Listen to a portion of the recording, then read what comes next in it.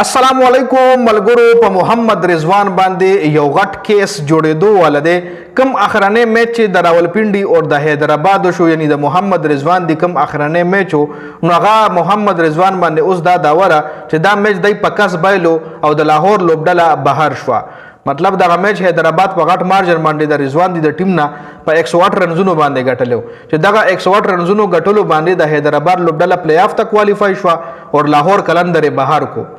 میچ د رضوان دی او د حیدرآباد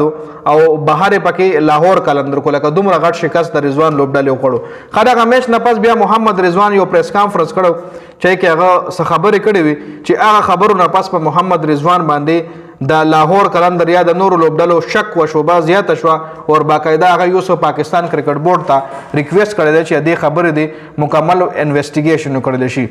ګور رضوان زنه پوهېږم چې د ایماندارۍ په وجه وي او که محمد رضوان وي چې کله د محمد رضوان دی بیټینګ یعنی 244 رنز حیدرآباد لوبډلې کړي وو او محمد رضوان دی په 145 کې په رنزونو ټوټل ټیم راټول کو په 108 رنزونو باندې هغه په 136 رنزونو د رضوان دی ټوټل ټیم آوټ کو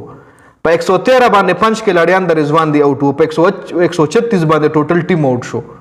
په 113 باندې 100 کلاړیان او 15 کلاړیان دیار لسم اور کې او په 136 باندې ټوټل ټیم آوټ شو نو محمد رضوان په خپل پریس کانفرنس کې ویلی وو چې سټیم سټریټیجیک ټایم آوټ یعنی 12-13 اور نه پس یو سټریټیجیک ټایم آوټ راځي چې 5 منټ وقفه وي آی کې دای کوچ ورشي خپل کلاړیانو ته بالرانو ته مطلب سم مشوره ورکي د بیټینګ ټیم کوچ ورشي بیټسمنانو ته مشوره ورکي او نوې پلان تیار کی د میچ حساب سره سټریټیجیک ټایم آوټ ولا ویل شي نو یاغه سټریټیجیک ټایم آوټ کې زه رضوان وی زور غما او هغه ټیم عثمان خواجه پکریز باندې موجود عثمان خواجه 50 الریډي وخلې و خفام کېو نو ما عثمان خواجه ته وی چې زموږ د دې میچ ګټلو فائدہ خو نشته دی او د حیدرآباد لوبډلې ډېر غټ مهنت کړې دی نو که دا میچ چې موږ بایلو نو حیدرآباد به پلی آف ته کوالیفای شي